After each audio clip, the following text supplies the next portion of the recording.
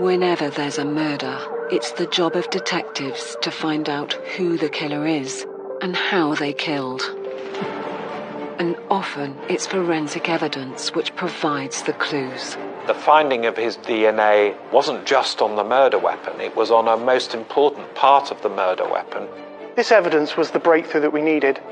The forensic evidence in this case was crucial. In this series, we shine a light on how cutting-edge forensic techniques and the power of science brought the most dangerous killers to justice. A truly horrific criminal, a monster. It's a hammer blow. You don't know how you're going to carry on. We'll hear how some of the most disturbing crimes were solved, thanks to the tiniest fragments of evidence. He basically said to me, she's in the house, go and find her. The amount of blood that was there indicated that there was a frenzied attack. There was no reasonable explanation for them. That's why he changed his plea. And how even the most forensically aware of killers couldn't beat the experts and hide their crimes. The key thing about having a DNA profile is you've got probably the sharpest tool in the box. I was so elated beforehand. We didn't have the evidence, and all of a sudden, we'd cracked it. In this episode, in an ordinary town, the most extraordinary of murders. Stabbed her 9 times in the back and twice in the neck. If she'd have known that she was going to lose her life, she'd have fought. A woman killed in her own home and a family torn apart. And then my husband spoke to the detective who said the word deceased, and I knew Mum had gone. And a search for a killer that took years and revealed a history of attacks. I suppose I could have been his next victim. This is Forensics, Catching the Killer.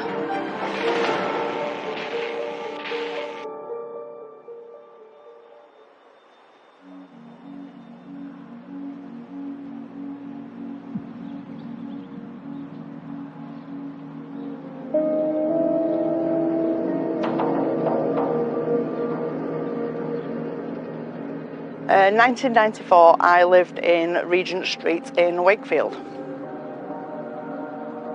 This felt like a very safe area to live.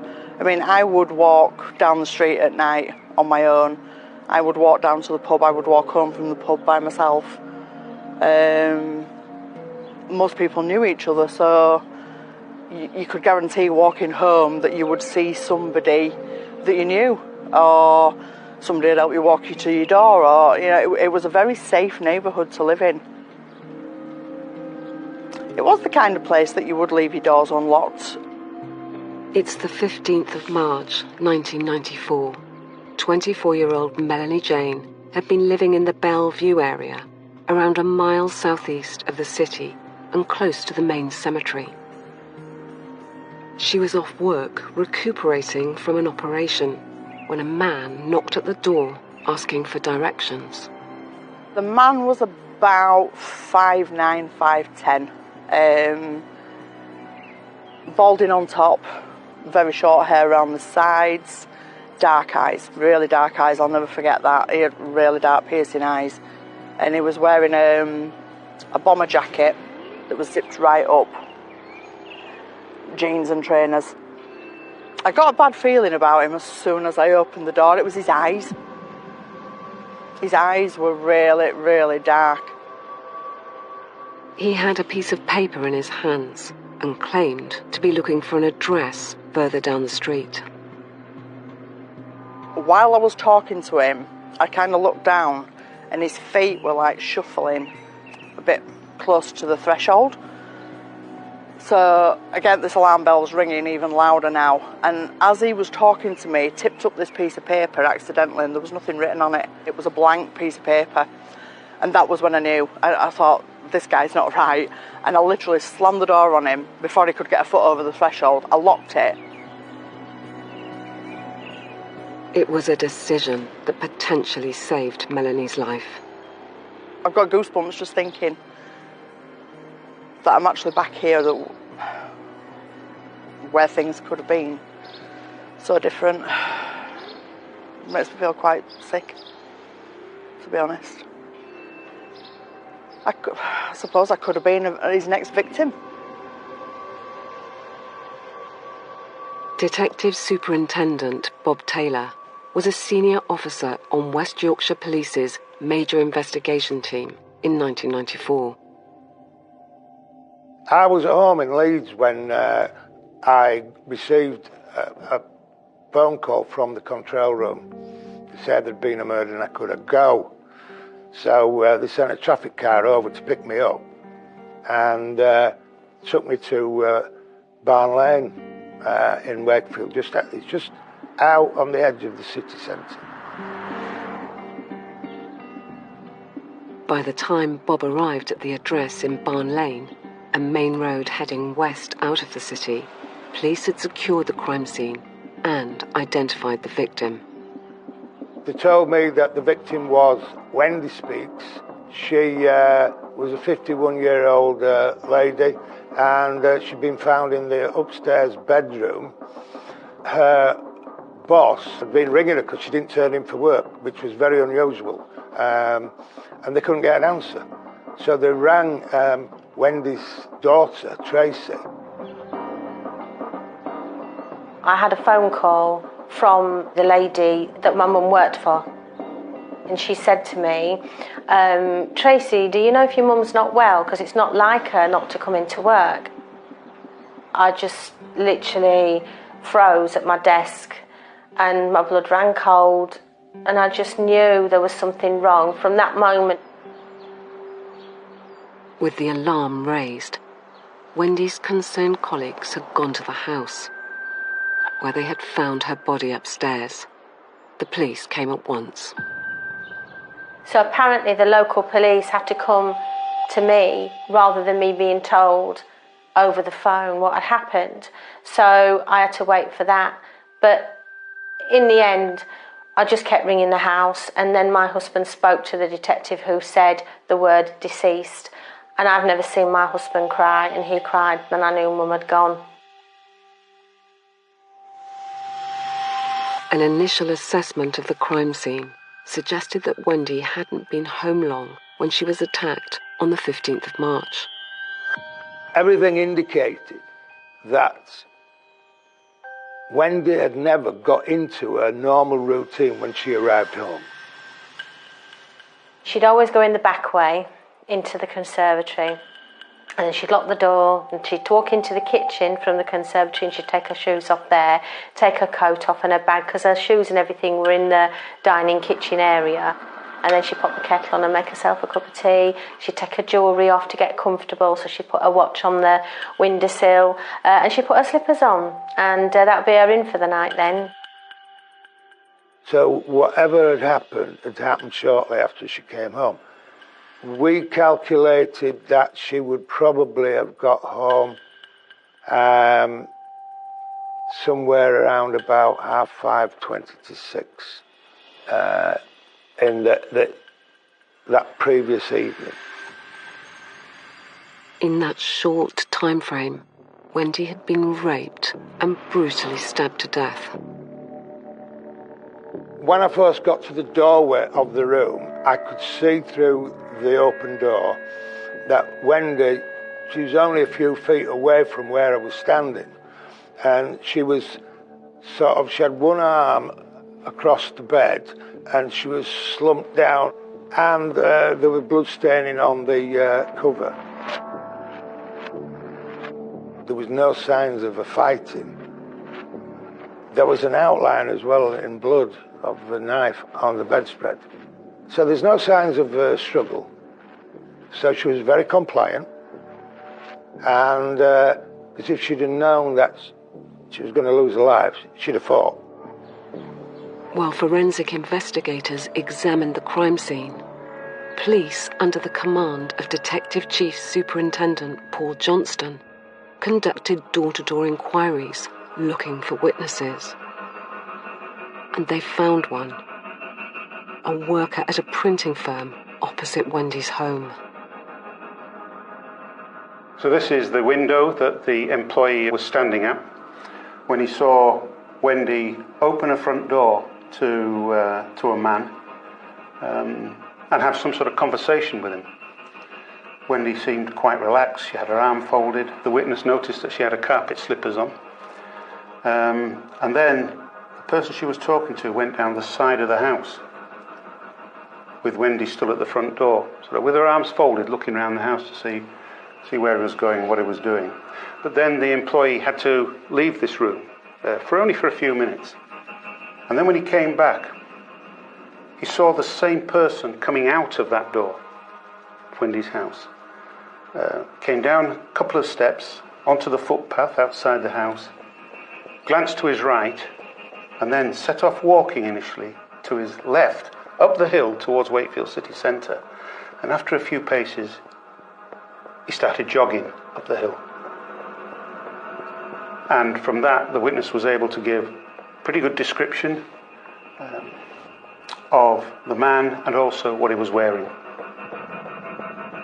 Police now had an idea of what Wendy's potential murderer looked like.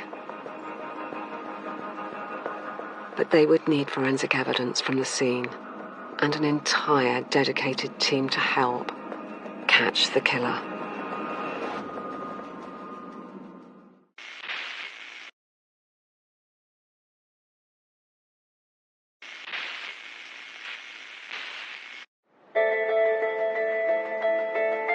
In March 1994, police in Wakefield, West Yorkshire, were investigating the murder of a 51-year-old woman in her own home.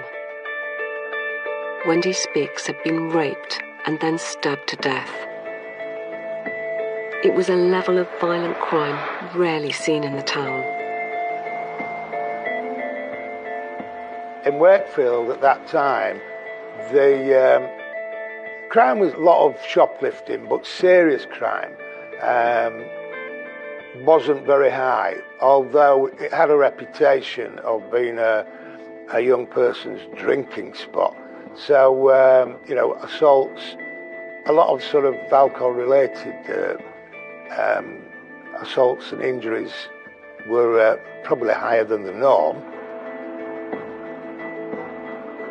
People's lives in the community definitely changed. Certainly I think in that area of Wakefield, people were worried about the possibility of it happening again. Was there a serial killer on the loose? Because it created a lot of upset, particularly for women living on their own, husbands going to work and the wives being at home on their own, and all we could really do was to reassure them, increase uniform patrols in the areas and give them the advice, do not open your door to somebody you do not know.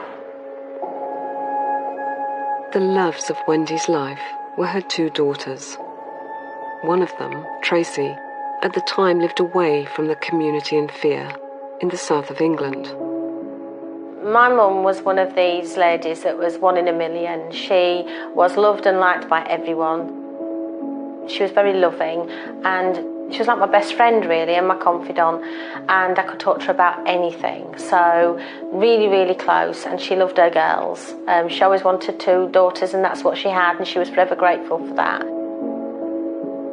But Wendy's life was ruthlessly cut short and her home had become a crime scene.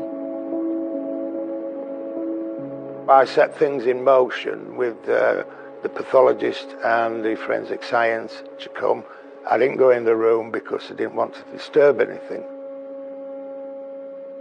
And within that room, the killer had left some remarkable and very visible clues. I saw in the room that on the bed there was a pair of stockings. Strangely enough, the foot of one was torn off and they were twisted together. They had loops in them, which seemed strange. And the stockings packet was still there on the bed. There was also a piece of pink candlewick rag that was laid on the bed, which didn't immediately fit in with what we were seeing. On the left, there was a set of drawers. And on those drawers, there was a pair of ladies' black coat shoes. This man had brought with him a murder kit, and a pair of mules were part of it. He took them and made Mum wear them.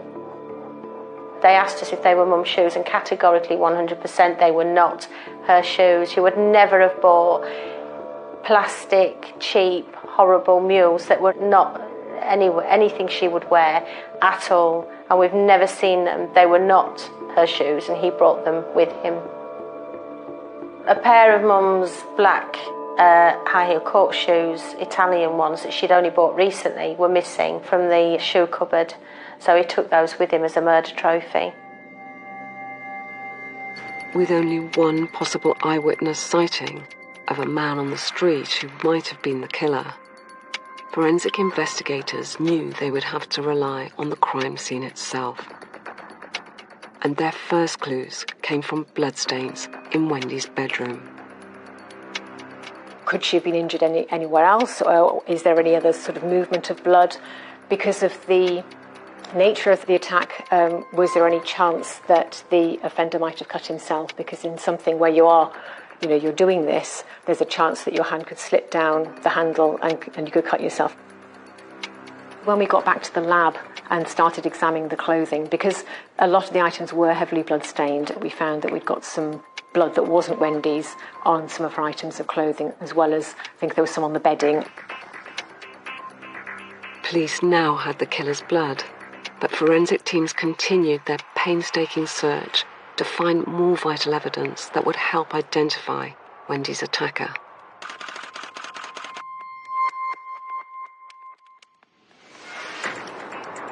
It's often referred to as the golden hour by detectives, but that's the period of time where the maximum evidence that can be extracted from a scene is going to be available.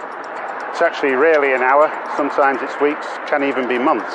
And nevertheless, it's called the golden hour because that's the period of time when you have to seize every opportunity you can get to get what evidence is going to be. And you don't know what that is until you've got it, and sometimes you don't know its value until far later into the investigation. Paul Johnson said, right, you're in charge of the scene. I want you to rip that house apart. There's got to be a print. Take the banister rail off. In fact, they took the door off. I said, it don't matter what damage you do, we'll pay for it. The only way that could be done properly will be to take the door handles off and subjecting them to specialist fingerprint examination. It's called supergluing at the time. But there could potentially have been other fingerprints on the UPVC doors as well. So we had to take the doors off. We had to cut the doors in half to get them to be able to fit into the machines to do the analysis. I remember we knew that the murderer had gone up the stairs. There's always a chance that the murderer would have left a fingerprint on the wallpaper going up the stairs. I remember taking strip by strip that wallpaper off and having each strip examined individually for fingerprints. And I remember also the feeling of guilt almost at doing that, at further defiling Wendy's memory and her home when someone had been into that home and done such a terrible thing, and there we are making the destruction even worse somehow for the family, feeling terribly guilty about doing that. But it had to be done. It was hard initially walking into Mum's home because it was no longer her home. We'd spent all those times together sitting in the conservatory, and it was just a murder site, and people in forensics outfits walking around Mum's home, and it was just surreal. And you could see how, if it wasn't managed properly, that forensics could be lost by people walking, touching, or accidentally, rubbing their jacket against something and wiping off a fingerprint. So the way that they managed the crime scene, I'm forever grateful to them. And the damage was worth it, as the forensic team's meticulous searching of Wendy's home did yield some clues. So we found blood on the wall just inside that front door. We found blood and a partial fingerprint on the door handle. And of course, significantly, it's on the inside. So whoever put that there had to have been in the property. Unfortunately, the fingerprint was only a partial print. That was the strongest clue. Unfortunately, they ran the match multiple times through the system. It was clear that whoever this thumbprint belonged to couldn't have had a criminal record. With no fingerprint match likely, the forensic focus now turned to the blood found at the scene. DNA profiling was in its infancy still in those days. We knew we had a DNA profile from some of the body fluid staining at the scene that could potentially provide some very compelling evidence in the future. However, in 1994, the DNA database had not been born. We didn't have the technology to do a DNA database. So we were very much working with our blood groups and doing a blood grouping screen, and I was very much involved in that. So we had hundreds of blood samples in to do this blood grouping screen, and we also had hundreds, if not thousands, of blood samples in to do a DNA screen. So we had a two-pronged attack, and the police were phenomenally busy having to go out and get samples, because back in 1994, it needed to be blood samples, which then needed there to be a police surgeon to take those samples. So it was a very, very big effort. We took DNA samples from well over 5,000 men, voluntarily. Now, sort of hindsight bias would have it when people look at murder investigations that happened some time ago. It's very easy to think, well, this was sort of done and dusted straight away. They had the fingerprint on the front door. It was obvious that was the murderer's fingerprint. Well, it wasn't. It was obvious that the murderer would have a background of serious sexual offending. He didn't. Alongside the time-consuming blood testing, detectives tried a more unusual method to narrow down their search for the killer. As a proactive side to the investigation, I decided what we'd do is try and draw people with a shoe fetish out. So we put a piece in the Sport newspaper with a telephone number which we'd set up, and we had a flat set up in Huddersfield for people who wanted to talk to this woman about shoe fetish. I wanted to meet her. So people would set up in the incident room. So people would ring this Huddersfield number, but it'd come through to the incident room, and she'd talk to them. She'd ask them if she wanted to meet, and then when they turned up at a flat in Huddersfield, they'd be met by a couple of detectives who'd, take a mouth swab and a DNA. But yeah, so we had hundreds of people ringing up this number. But frustratingly, the man who killed Wendy wasn't one of them.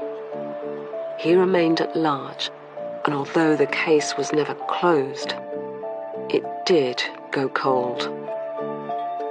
I think one of the things I found really hard with the investigation was that I expected that they'd find this man because so much forensic evidence was at the scene.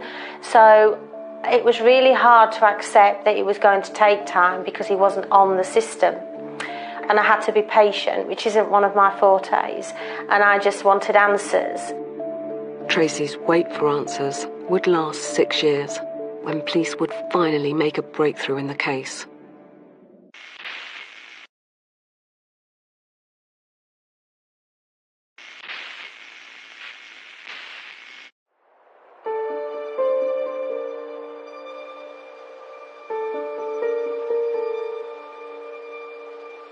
In 1994, police had been unable to find the killer of a 51-year-old woman from Wakefield, West Yorkshire, despite having recovered a partial fingerprint and a DNA profile from the murder scene. None of the evidence found had matched that of any offender already on record. Wendy Speakes had been raped and stabbed to death, and 6 years later, in the year 2000, her family was still hoping that one day detectives would find the man who had done this to their mum. I think not knowing at the time it was going to take so long to find him was more of a challenge, really. It's very, very frustrating because you just want the answers and then you can try and grieve. But the science of DNA profiling was evolving rapidly in the mid to late 1990s, and both West Yorkshire police and forensic scientists didn't give up trying to find Wendy's killer. As soon as new technology came on board, this case had the full treatment. So every time there was a new breakthrough in DNA technology, it was being upgraded. And it was all about whether or not the individual was going to be on the DNA database and whether or not that profile was then going to be searched. Despite thousands of samples having been taken, there was still no match to either the partial fingerprint or the DNA profile found at the scene of Wendy's murder. But just as DNA science was advancing, fingerprint analysis was also becoming more accurate, with identification made possible using even just partial prints. And in March 2000, there was a match. The prints belonged to a man called Christopher Farrow. He was living with a partner and child in a Leeds suburb, less than 30 kilometres away from Wendy's home in Wakefield. He was 33. He lived in the Cookridge area. He was just your average Mr. Joe Public. Worked as a painter and decorator, had a 9-to-5 job. He'd been in a pub, and there was a policewoman in the pub, and he was bragging about drinking and driving, so she actually arranged for him to be arrested. So they took his fingerprints.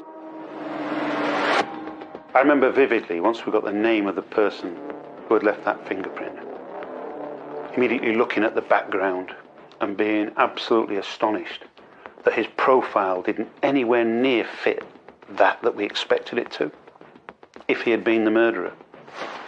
No criminal convictions to speak of, no history of sexual offending, no connection, as far as we knew, to Wakefield. So why would his fingerprint have been there? And you immediately start thinking, well, is this a red herring? Could this be the murderer? Or could it be someone who's had legitimate access to Wendy's house? But clearly we were going to be speaking to this individual. The very strong likelihood was that he was going to be arrested, and we were going to be seeking his DNA. Paul decided to proceed with that arrest, and what his officers discovered when they moved to make it would surprise them all. I sent a team of our best detectives to his house to make the arrest. They commented straight away that he was a real cool individual, hardly showed any emotion or even reaction at all. It's very strange, isn't it, for someone who's been arrested, pulled out of the bed at 5 o'clock in the morning, arrested on suspicion of murder, to not even ask, why me? Why have you come into my house? But he didn't do any of that. He kept very, very quiet. So straight away you're getting a good feeling about this individual. But we still wanted that definitive proof. And then it was straight over to Wakefield, where he was interviewed. In custody, Farrow continued to play it cool and deny any involvement in Wendy's murder. No, I don't know Wendy Speakes, never been to Wakefield. All right, well, we'll take took a blood sample, one to go to forensic for blood grouping, and the other one was going down by motorcyclists to the Metropolitan Police Lab because they were the only people at that time that could do a DNA in 24 hours. They tell him about the fingerprint. Tell him about the fingerprint was found on the inside of the door handle. No, never been to Wakefield, don't know Wendy Speaks. Then we get a phone call from the forensics scientist to say the blood grouping from the blood sample we sent to them is the same as the semen. Now, blood grouping is you can get a rare blood group, which can be 6.2% of the population, so, it's not definitive, but it was the same blood grouping. And that's when he rolled over and confessed to killing Wendy. When he admitted it, it was mixed emotions, to be honest with you. I remember watching him whilst he was being interviewed remotely and thinking, even then, could this really be Wendy Speaks' murderer? Someone who has got no history as such.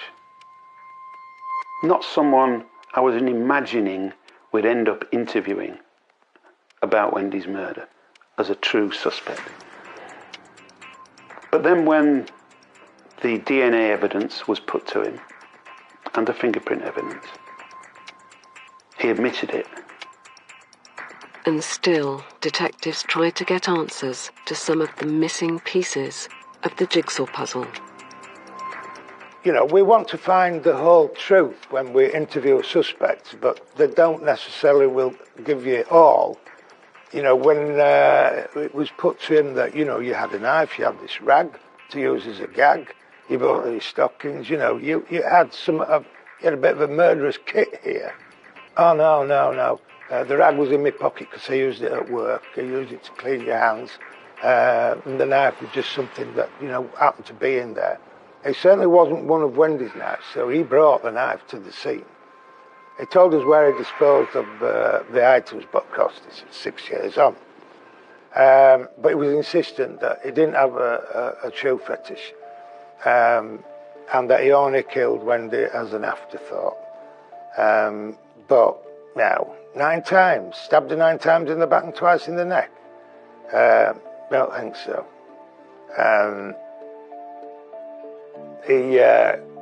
He never left that room. He never got up to leave. He knew that she'd have to die, and he'd come prepared for that. Eventually he said some terrible things about, well, I was having a bad time, someone was going to get it, stuff like that. I don't believe a bit of that, to be honest with you. He's never given an explanation as to why he did what he did. He's never explained his fascination with shoes, shoe fetish. But one answer which detectives could finally provide for Wendy's daughters was who had killed their mother 6 long years before. I just remember Bob saying to me, we've got him, Trace, we've got him. And I just fell to the floor for a minute and cried that all of the 6 years of emotion and not knowing, and it all just came out. And he told me about the fingerprint, the name, and did I know anyone named, or did Mum know anyone named Christopher Farrow? And I said, absolutely not. Is there any reason why his fingerprint would be on your mum's front door? Absolutely not. And Wendy's family weren't the only ones who were shocked by the news that police now finally had someone in custody for her murder. Word had reached the local community too. The day I found out he'd been caught, my sister rang me on my mobile and she was like, have you seen the Yorkshire Evening Post? Well, across from my flat was a paper shop, so I dived in there, got the paper, I didn't look at it, I just bought it, went home, got into my flat, opened it, and his face was on the front page, and I was just like, wow, that's him. And then I was literally physically sick. I had to run to the kitchen sink and throw up because I think that was the defining moment that told me how lucky I had been that day.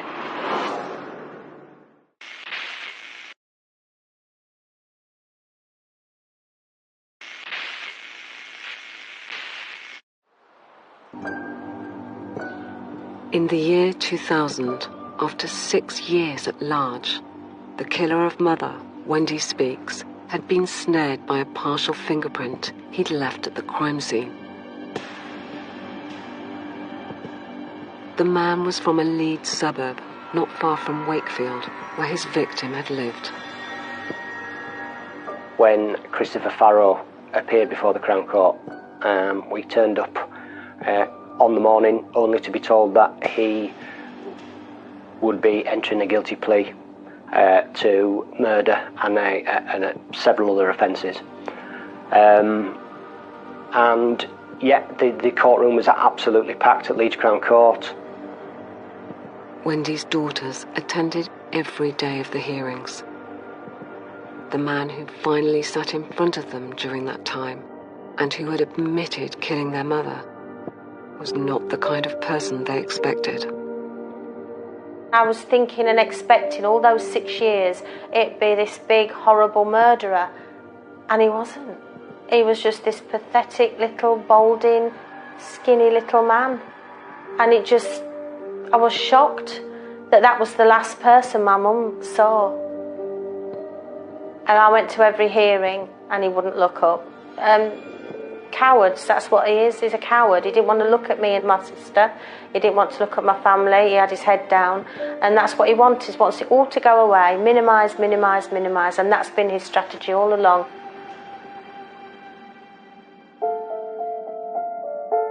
Christopher Farrow was the most ordinary of ordinary people. I doubt any woman would fear sitting next to him on a bus, a train. There was nothing remarkable about him, which is, what we often say. It's what's behind the eyes that, you don't see. And Wendy wasn't the only woman this seemingly ordinary man had had his sights on.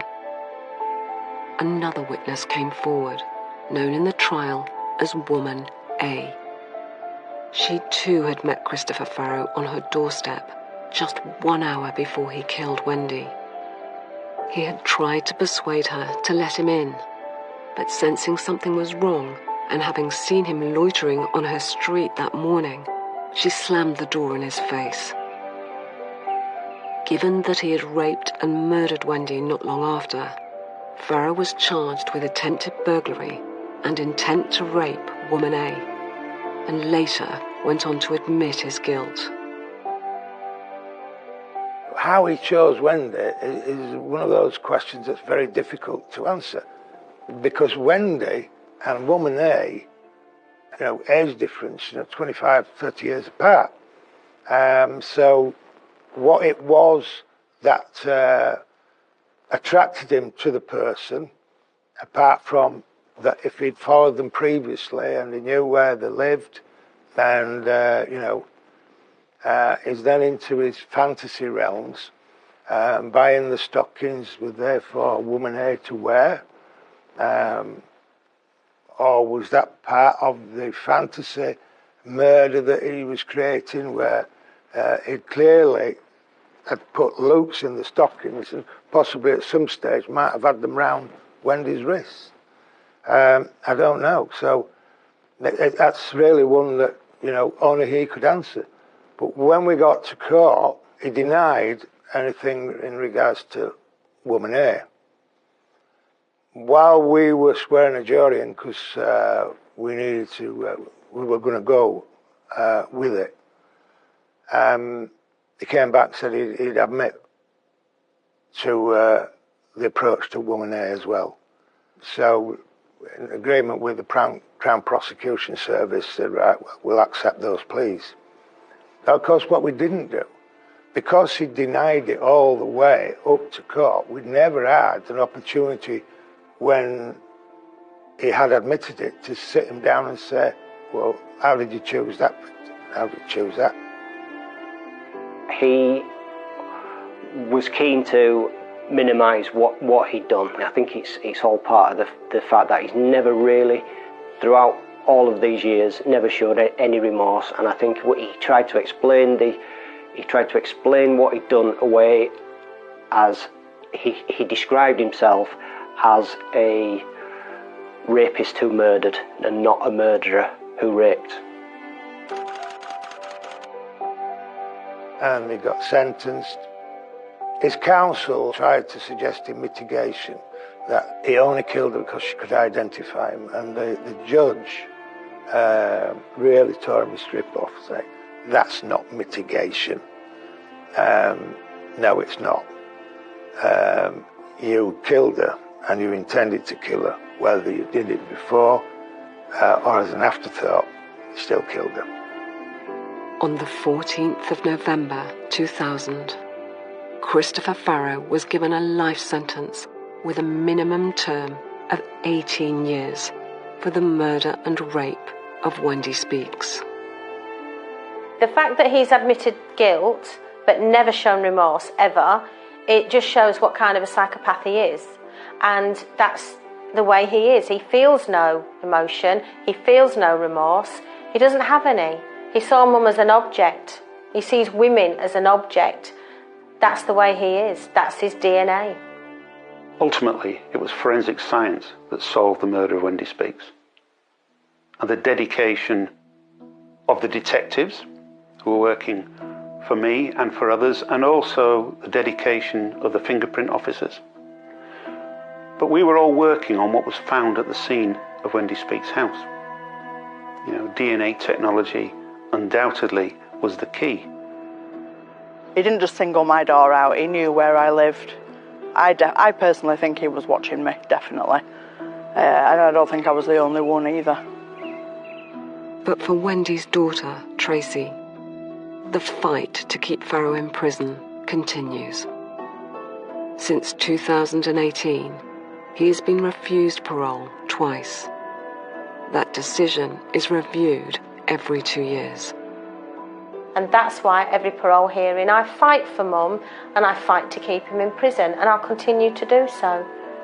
Because that's where he belongs and that's the justice, and having that justice helps us get on with our lives knowing he's where he should be. I'll not even contemplate how I would live my life knowing he'd been released. But it is the treasured memories of her mother that form a bond with the past, which will never be broken for Tracy. One of the fondest memories of my mum was when she gave me away at my wedding. And she had this beautiful blue outfit on and pearls, and I remember her saying, oh, I wonder if everybody will think I look like the Queen Mum because I'm wearing my pearls. And she put together this fantastic speech. She stood up, she was so nervous she couldn't eat, and then she stood up to do her speech, and it was fabulous. She was fantastic. These moments you will treasure because they mean the most. So let us raise our glasses while I propose a toast to the bride and groom. Her walking me down the aisle and her doing that speech and being there at my side for my wedding is probably the fondest memory I've got of my mum.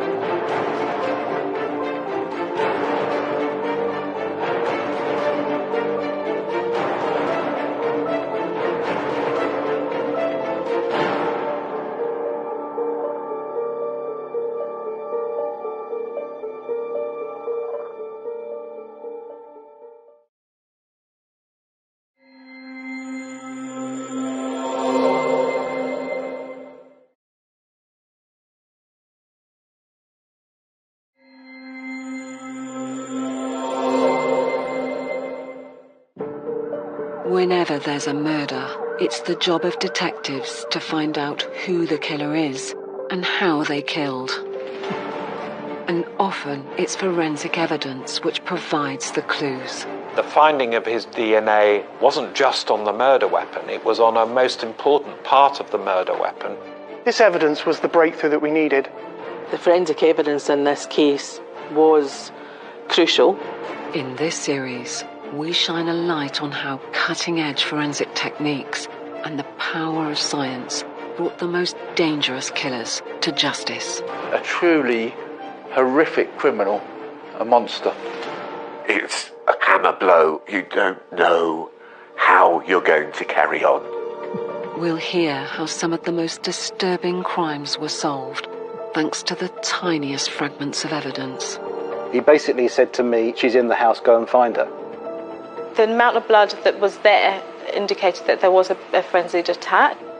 There was no reasonable explanation for them. That's why he changed his plea. And how even the most forensically aware of killers couldn't beat the experts and hide their crimes. The key thing about having a DNA profile is you've got probably the sharpest tool in the box. I was so elated beforehand. We didn't have the evidence, and all of a sudden, we'd cracked it. In this episode, a terrible discovery in the public toilets of a bus station. She went to the cubicle and struggled to open the door, and then found this scene of carnage, which is no exaggeration. A massive forensic murder investigation that spanned 12 years. Could be a really dangerous offender out there on the loose. And the finding of a killer where he was least expected. That scene of apparent normal family life, an individual in full-time employment, was absolutely not what I expected in this case. It's just one of them things that you cannot forget because it involved your community. This is Forensics, Catching the Killer.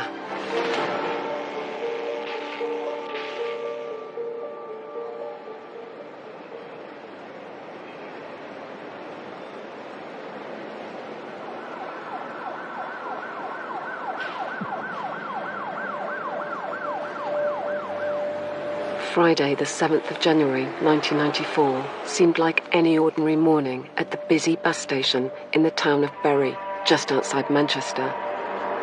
Amongst those arriving for the early shift was Paul Clough. He worked there at the time as an attendant. I arrived for work. We used to start at 0600 back then. And I met up with my colleagues. We couldn't get onto the station. It was all taped off, police all over it. We didn't really know what had happened. There was police searching the bus station, so we figured something major's going on. It was several hours while we stood outside the station. We were just sort of diverting passengers and buses. To imagine the scale of how bad it was, I mean, you wouldn't imagine anything like this could happen in Bury. Also arriving to discover the disruption that day was Joanne Andrews, who worked in the bus station cafe. That morning, though, she was there as a passenger. I was travelling down south to see my now husband, and I was due to catch a train. My good friend rang me to say, you can't get the train, they've shut Bury bus station down. I then put the news on and heard there'd been a murder. I didn't know who it was, what had been involved, nothing had been released. It was just that Bury bus station was now closed to the general public. The terrible finding had been made some hours earlier. The body was discovered by a young lady who'd been clubbing in Bolton with a boyfriend and had come back to Bury, and she'd nipped into the ladies' loo at 4:15 a.m. on the Friday morning. She went to the cubicle and struggled to open the door, and then found this scene of carnage, which is no exaggeration. When the police arrived, the toilet door was blocked, so they had to actually reach over the top of the cubicle and look down, and they saw the body of an elderly lady. Her clothing had been removed, she was lying face upwards, and what the first officer noticed immediately was that the body had been mutilated and her right breast had been severed. As Greater Manchester Police began a massive murder investigation, staff arrived for work to find the entire bus station had become a crime scene, as officers began the painstaking fingertip search for evidence. We didn't realise how bad things were, and when they were searching grids and bins, because we were watching them, they were like, you just thought there must be something major going on here. Because it's quite an open bus station, at the top of the station, it was taped across there, so we were sort of stood at the top end watching down, and because it's all glass, you could see them going through bins, you could see them like lifting the grids in the middle of the carriageway, things like that, so they're obviously looking for some kind of evidence. Again, we didn't really realise there'd been a murder, but now you know, looking for a murder weapon. At the centre of the investigation was the elderly woman whose body had been found. She was identified as 66-year-old grandmother and recent widow, Shirley Leach. The pathologist's post-mortem revealed the horrific extent to which Shirley's body had been mutilated after her murder.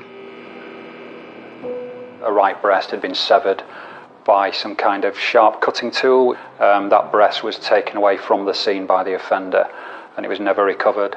There were some scoring marks around the breast as well, which had kind of parallel lines, and there was a piece of broken glass found on the cubicle floor with some flesh around the sharp edges of the glass.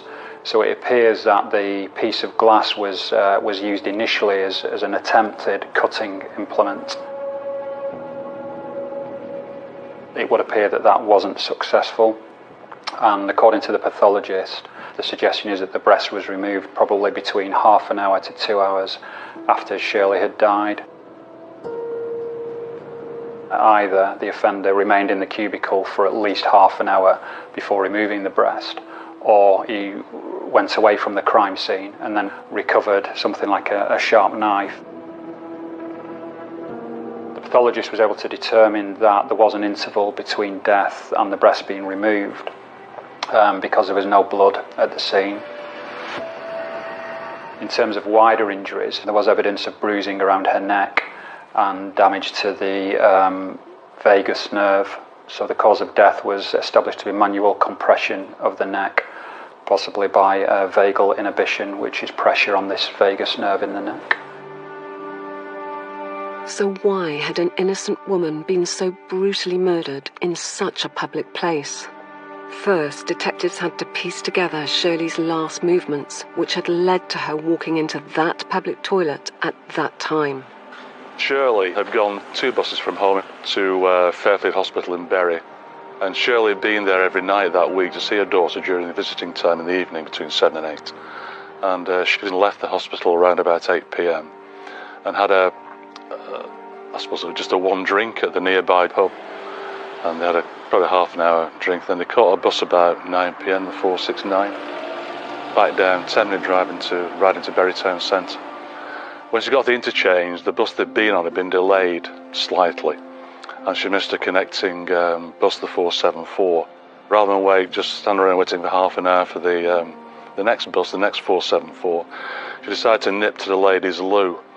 Had that bus not been delayed 5 or 10 minutes, then should have simply jumped onto the 474 and not used the ladies' loo, the ladies' toilet. And that would have meant, of course, that she would not have been killed. In such a gruesome crime scene, much of the evidence needed had been left in situ. Forensic investigators moved quickly to retrieve the evidence. Subsequent analysis of the scene revealed that there was a sample of what appeared to be tissue, sort of body tissue, on the outside of the toilet cubicle door. Through further assessment by experts, they were able to establish that after the offender had removed the breast, they'd left the cubicle, and in order to be able to get out of the cubicle, he'd had to pull the door towards him. And at that time, he must have had the breast in his hand, because he'd left a sample of the breast tissue on the outside of the toilet door as he pulled it towards him. Superimposed on top of the breast tissue was a rivulet of blood, and that could only have been left there at the same time as the breast tissue because of the way it was actually situated on top of it. And it was from that rivulet of blood that they were able to develop a male DNA profile in the very early stages of the investigation, actually in 1994. Murder cases like this are extremely rare. For that reason, there were so many resources devoted to it. There could be a really dangerous offender out there on the loose, and that's why they devoted so many resources to it at the time, to try and identify who was responsible and to try and apprehend him to make sure that he couldn't do it again.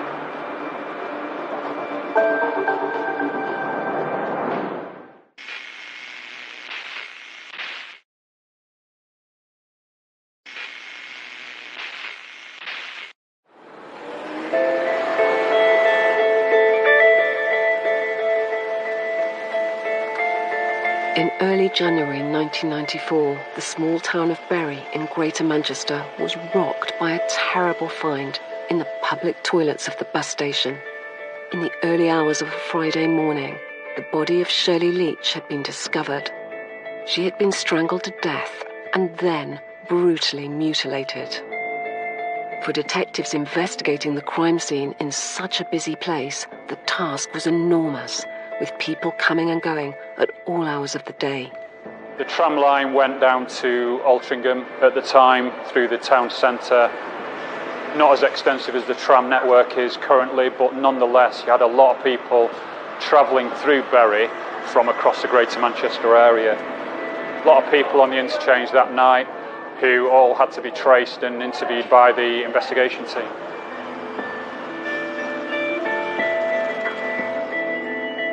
The scene of a crime in a public place means that there's an opportunity for bodily fluids, let's say, to be there that are actually nothing to do with the offence that you're investigating.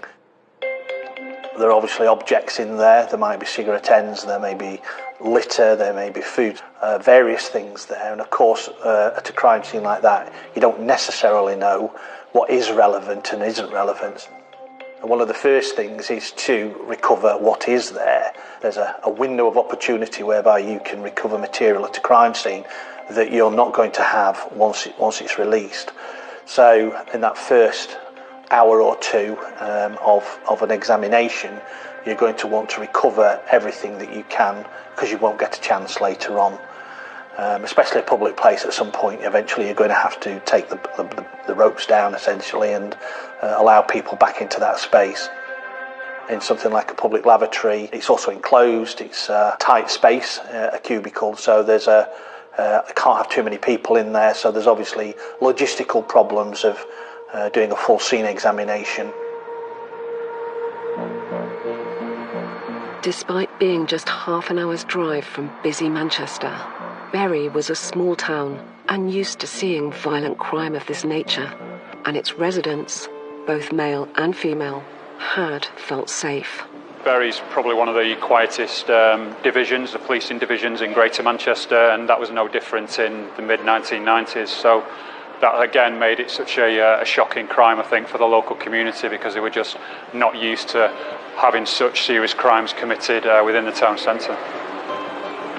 Go out at night, used to go out with my friends, didn't have enough money to get a taxi home, so 2:30 in the morning I'd be walking home in my high heels. But yeah, it was safe, didn't have any issues. And like Joanne, Shirley Leach had also felt safe at night. She had lived a quiet life, with time spent with family her main focus. Shirley was a widow. She'd recently lost her husband prior to being murdered. She'd been to visit her daughter in hospital on that Thursday evening. Very polite lady, no real enemies at all within the community. She had friends and relatives in the Brandlesham area of Bury. A very nice lady, really, 66-year-old grandmother who kept herself to herself. Paul Singleton had known Shirley since he was a little boy, having grown up on the same street, just a few doors down. Shirley lived 8 houses away from us, further down the street. Growing up as children, she had big bushes in the front of her house, and we used to bounce off her bushes, you know, and get in trouble for that. She'd come out and shout at us. She'd come out as well. I knew her husband, Ronnie, used to do the garden with Ronnie.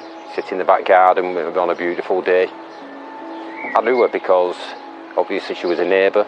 She'd walk past, we'd stop playing football, and she'd go, "Hiya lads, are you okay?" And she was just a lovely lady, so she'd make sandwiches and bring them in the back garden for us, give us lemonade, and you know, she was just a really nice lady. Shirley's death and the gruesome way in which she died shocked the town as a whole, and in particular the small bus station community. Joanne Andrews was 25 at the time. There was a cafeteria in the Bury bus station right next door to the train station, and I used to do a Saturday shift there, and the odd occasion through the week when the staff were off or they needed cover. So yeah, just a cafe girl. Joanne was at work when the cafe first reopened after the murder. Went into work. We'd not opened the cafe at that particular point, and we'd had a cup of tea and a meeting with the manager and the other girls who were on shift that day. And in the cafe, on the counter side, there was a hatch that we used to serve the general public to as well. We decided to keep that hatch closed because for our safety, this person was still out there. We kept things very sedate. There was always one member of staff on the cafe floor rather than behind the counter because we didn't know what to expect. And it was nerve-wracking. Your mind's just a bit more sharper. Anyone who walks into the cafe who you've not seen for a while, you think, who are them? Where have they come from? What are they doing here? You was questioning everybody's, why they was there. There wasn't so many people around. Takens had dropped. The buzz of the cafe had changed. The air was thick. Overnight, Bury changed to a place where local people were aware that there might be a killer in their midst. And if an elderly woman could be so violently murdered in such a public place, what might the killer do next? It was all the talk of all the pubs and the clubs, and certainly, women were being told not to go on the bus station on their own. Shopkeepers who did sell these personal attack alarms reported women coming in asking for them. We had a killer on the loose. We didn't know whether we were local, didn't know whether we was from out of town. For a very long time after that, probably years after that, everybody was frightened, to be honest with you, because you didn't know if it was going to happen again. Knowing Shirley's murderer might strike again at any time, Greater Manchester Police faced an almost insurmountable challenge. The CCTV is quite unsophisticated then. There's one camera on the bus station and they got a blurred image of a running man at one stage, but the DNA remained the clue. But there was one sighting of interest from another woman who had been at the bus station that night, and she had reported it to police in the early stages of the investigation. There was a sighting by a witness of a man behaving suspiciously on the interchange that night. She was so concerned, she was due to catch a bus. She abandoned her plans to catch a bus and got a taxi instead because she was that worried after seeing this man. She was able to provide an e-fit of that man, which was compiled at the time. Because they had no starting point from the investigation. They looked at people who knew Shirley. I think they were able to quickly rule out any close associates or relatives that she had at the time. It appeared to have been committed by a stranger, so they had no real starting point for the investigation. One of the main areas of focus for the investigation team at the time was people who'd been on the interchange that evening between certain points of time from sort of 9:15 till 10:15. To trace all those individuals who've been on the interchange and to try and eliminate them forensically by obtaining that sample of blood from them. The other main line of inquiry they focused on at the time was known sex offenders in the Bury area who'd been arrested and dealt with for sexual crimes in and around that period. There was one individual who had previous conviction for sexual offences in a bus station in Lancashire, and it was established that he was actually on the Bury bus interchange on the evening of Thursday the 6th of January, so around the time Shirley would have been present. That individual was traced, and DNA taken from him, and he was eliminated scientifically. 1 year later, when Andy Meeks joined Greater Manchester Police, whoever murdered Shirley still hadn't been found. I used to walk around this area in uniform, so I know it quite well. The case was very much active. They had a DNA profile of the offender, so the team at Bury was still actively going out and taking samples of blood from potential suspects all over the country, actually, so it was very much an active investigation.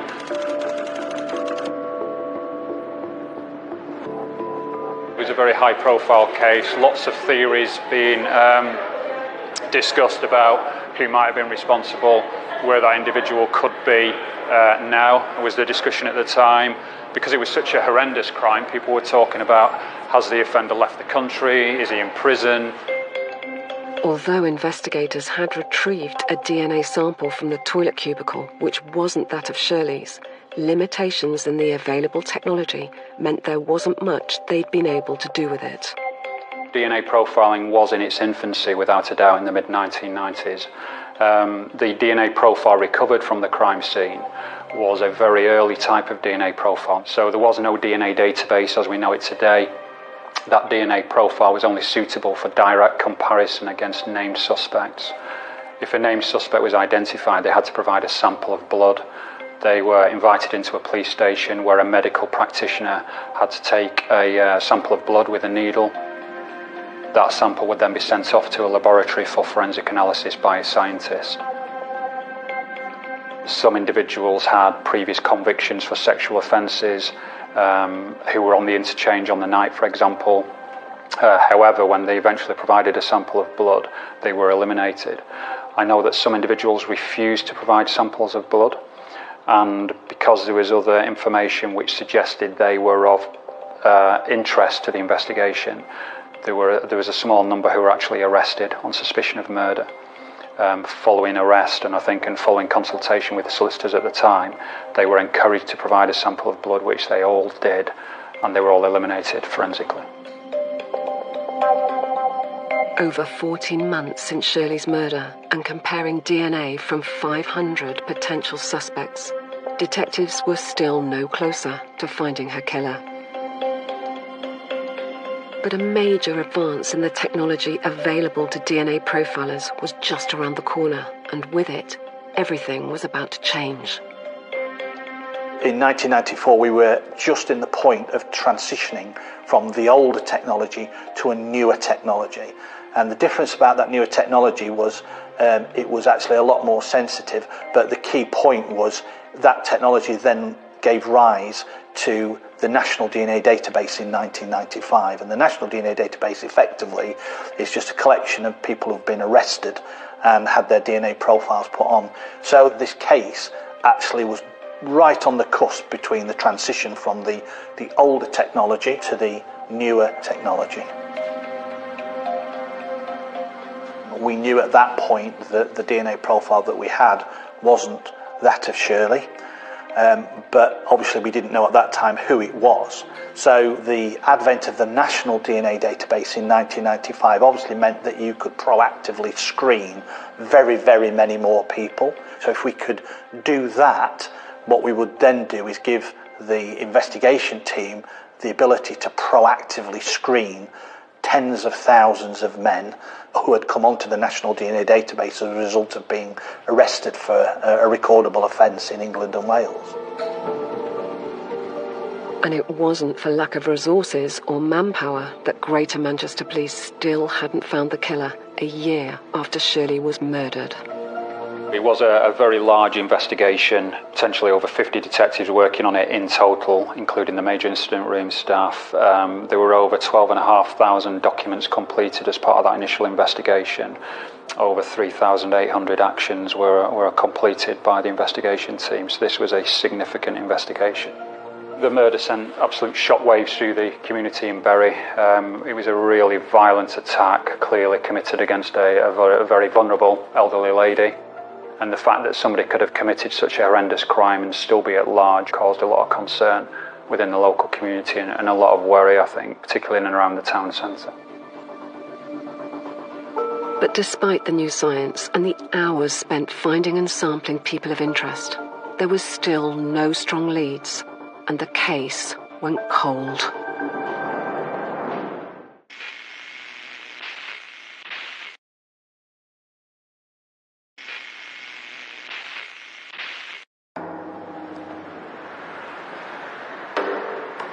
In 1994, 66-year-old grandmother Shirley Leach was brutally murdered and her body mutilated in the public toilets of Bury bus station. A DNA profile thought to be that of the killer had been retrieved from blood found on the toilet door. But despite hours and hours of investigation and over 50 detectives working on the case, by 1995 it had gone cold. To the residents of the tight-knit community of Bury, though, the memory of what had happened to Shirley was still very much alive. The effect on the community for an unsolved murder is devastating, really, because you can't move on. You don't know whether you're safe. You're locking your doors more securely at night. You don't go out after a certain time. If you do go out, you go out in numbers. Even though it's so long ago, it's still really vivid in your mind. It's just one of them things that you cannot forget because it involved your community. But no case is ever closed, and nearly 10 years later, Andy Meeks was setting up a new department for Greater Manchester Police. He knew there had been some major advances in the science of DNA profiling, and he was keen to use them. I was involved in establishing a cold case unit in Greater Manchester Police in 2004. We looked at a number of unsolved murder investigations in Greater Manchester and also a number of undetected murder cases as well. The Shirley Leach case I had the personal interest in. I had a bit of responsibility to sort of identify suitable investigations to conduct, and I knew there was a DNA profile in this case. And I was aware that new techniques had recently come online within the forensic service, which enabled us to trial something called familial DNA searching, which I realised could give us an opportunity to identify the offender responsible for the Shirley Leach murder. Through familial DNA, investigators could search not just the offender's DNA on the database, but also that of their blood relatives. So although an offender's DNA might not already be on the database, a family member's might be. DS Andy Meeks was about to make full use of it. We applied to the Forensic Science Service for familial searches to be carried out. It identifies people who are on the DNA database whose DNA is similar to the offenders, and you're provided with a list of individuals who could be either parents or children of the offender, or you get another list of people who could be potential siblings of the offender. The list that we got contained 6,500 names of individuals right across the UK. The objective is that you establish a family tree of that individual who's on the DNA database to establish relatives who are of the right age to be your offender. You then go out and obtain a DNA sample from those male relatives with a view to trying to identify the offender and get a DNA match. We had 6,500 names. Clearly it's not practical to go out and speak to all those individuals, so we applied filters to that list. So we started with geographical filters. Greater Manchester Force area as the initial filters, and that provided us with a much reduced list.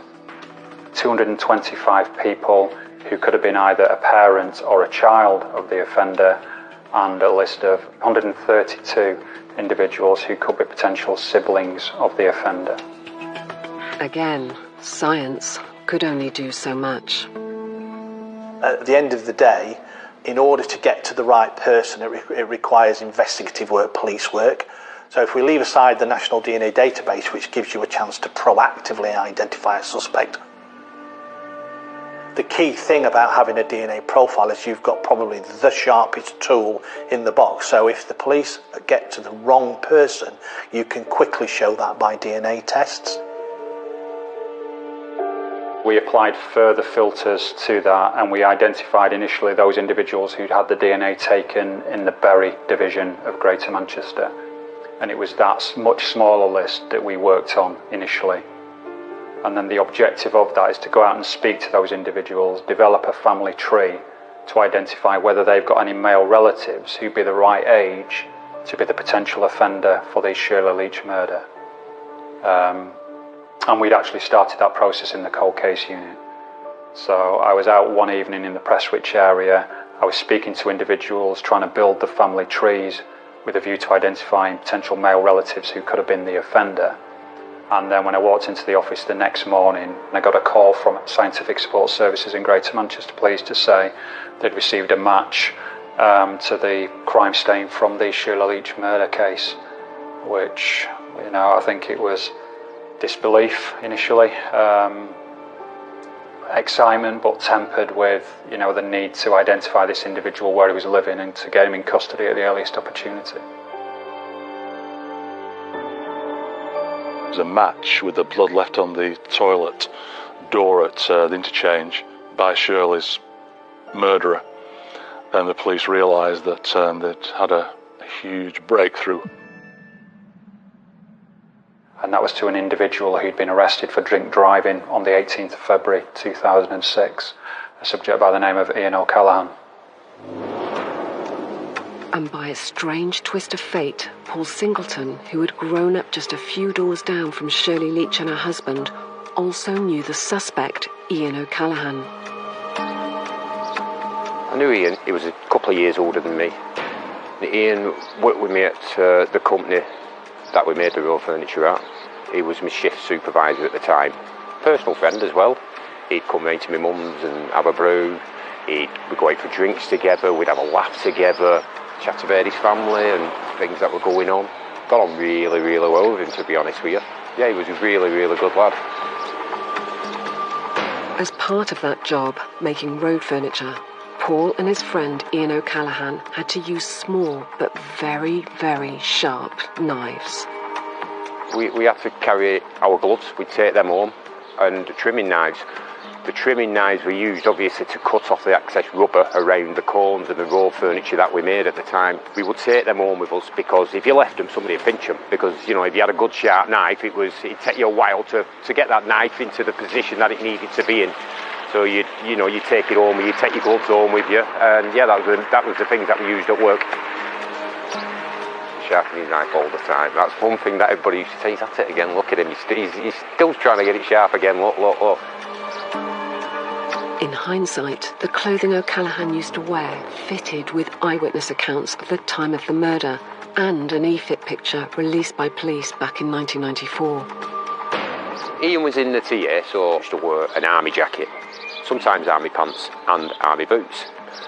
Sometimes black trackies as well. He'd wear black trackies a lot of the time, but majority of the time he'd wear an army jacket, a black bob hat, and he'd roll it up. He'd roll it up so it sat round with a rim like that, similar to what was on the e-fit. But Ian O'Callaghan raised no alarm bells, either with his colleagues or the police. He slipped the net, even though he lived so close by. And he would have frequented that area on the night, possibly because he'd have gone fairly regularly during the week to the nearby barracks in the town centre where the TA met. You do wonder if the police, bear in mind Shirley was 66, would the police have imagined a man of 25 would have some sort of sexual motivation?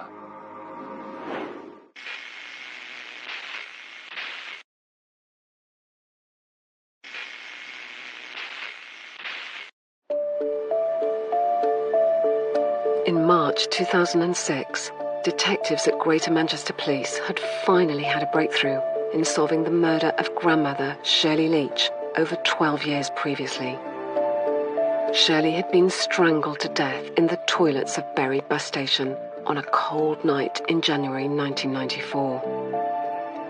But despite a DNA profile of the killer having been retrieved from the toilet and years of investigation, he had remained at large. Now the cold case review team, under the leadership of DS Andy Meeks, had been told that a match to the killer had finally appeared on the National DNA Database. I don't think anybody ever gave up any hope of identifying the offender. I think there was lots of discussion at the time that the offender must be in prison, albeit there was a programme ongoing at the time, I know, to take DNA from the prison population, so there was hope then that he might get identified. There was other discussions around he must have left the country, he must have been locked up in some kind of mental institution, because the view was that for somebody to have committed a crime as horrendous as this one, they couldn't possibly be leading a normal life and, holding down a job, living with family. 12 years on, a man called Ian O'Callaghan was driving his car through Moston in North Manchester, and he was pulled by the police for suspected drink driving and was breathalyzed, and routinely a mouth swab was taken and then put into the National DNA Database. He was charged with drink driving and was bailed. None were more shocked by who Ian O'Callaghan was and the life he was living than DS Andy Meeks and his team, who made the arrest.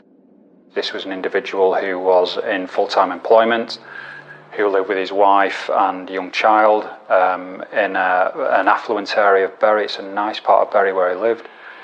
We went round early in the morning at 6:20, knocked on the front door. He came down and answered the door. He'd got out of bed, but his wife soon got up as well, and came as a massive shock to her. He replied when he was arrested and cautioned, "It's a mistake," and then he was taken off to the police station. But that scene of apparent normal family life, an individual in full-time employment, was absolutely not what I expected in this case. We conducted a search of his home address. We recovered a book from a bookcase which was entitled Chronicle of Crime. And this featured a case from the 1960s where an individual had been convicted as a result of odontology. The bite mark in that particular case from the 1960s had been left on a murder victim's breast, and that's how the suspect was convicted, because they were able to compare the dental impressions from him. So the theory that we had at the time was that the reason that he returned to the crime scene after the murder was in order to remove the breast, because he'd left a dental impression, a bite mark on the breast, and he was trying to recover any evidence which might subsequently identify him as being the offender, armed with that knowledge that he'd acquired by reading that Chronicle of Crime book. In 2006, 12 years after Shirley's death, the trial for her murder finally began, and the prosecution had a number of lines of attack.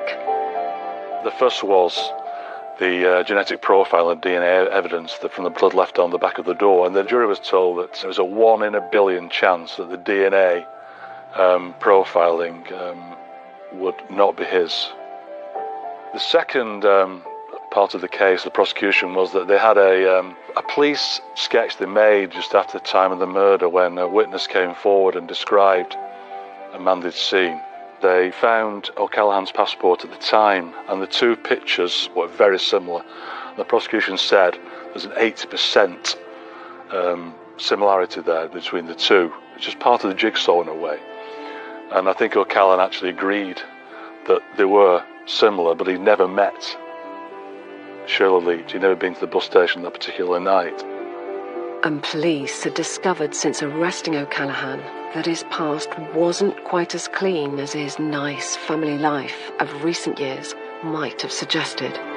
In fact, he'd been convicted of previous sexual offences dating as far back as his teens, and a recent change in the law meant that these offences could now be presented to the jury. Previous to the trial in 2006, the Criminal Justice Act had been amended to allow what they called bad character evidence to be introduced into a trial if the judge agreed to it. And in this particular case, the prosecution applied for evidence of O'Callaghan's previous criminal history to be included, as long as they were similar types of crimes. But because he'd had some previous convictions involving indecent exposure and indecent assault on the lady whose house he'd broken into when he was a 16-year-old, the jury were allowed to hear that. You know, put that together, the DNA, put it together with the photo-fit likeness, then the jury were pretty well convinced. The jury took just 4 days to reach a unanimous verdict of guilty. When he was convicted, he was led away and he shouted, "I didn't do it." There's no admission made, and the judge actually did remark on the fact that he never shown any remorse whatsoever, and he was sentenced to life with a minimum to be served of 28 years. But the trial for the murder of Shirley wasn't the end of the story for Ian O'Callaghan, and it transpired that she wasn't his only victim. Not only did he have previous convictions which came to light after his arrest for indecent exposure and assault, yet another woman came forward to report a crime committed against her by O'Callaghan 10 years after he murdered Shirley, and at a time when he had taken a job that put him back at Bury bus station every day. In 2016, a woman of 26 who lived in Bury came forward and told the police that she'd been attacked and raped by O'Callaghan as a child. He was then a bus driver. He finished a shift in Bury and then was walking home. He saw the girl who he'd known from previously. He once exposed himself to her. He attacked and he brutally raped her and threatened to kill her if she ever told anyone. So then he was rearrested in prison and interviewed, and again denied it, showed no remorse, and then stood trial at Minchell Street Crown Court in Manchester and was convicted of raping her. He was then told he would probably never be released from prison. Again, he never showed any remorse for either of his crimes and has never admitted them. Although she was only a child when O'Callaghan attacked her, this new victim to come forward had something in common with Shirley. Both were attacked in public places where they felt completely safe, and by a very ordinary man. How can anyone be so savage and evil and cruel? But the fact that he actually mutilated her, strangled her, and was just something that I could never forget, really. And when I went to the Crown Court, I was fascinated to see what this guy looked like. What would he look like? And he just seemed so ordinary, and it's hard to believe that he could have committed such a violent act